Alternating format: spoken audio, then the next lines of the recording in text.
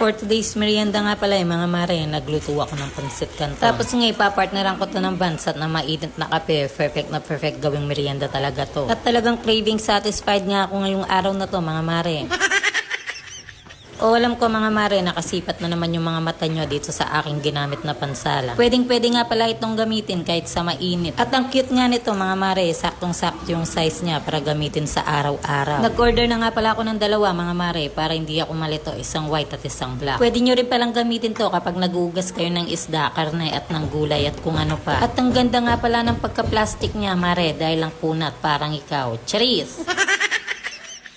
Kahit ilang beses ko nga siyang ihulog o iba to mga mare, hindi siya agad masira dahil napakakunat niya. Makikita nyo naman sa video kung ilang beses ko siyang ihulog. Dahil papalapit na nga yung sweldo mare, alam kong bet mo to kaya ilalagay ko na lang yung link dito sa comment section.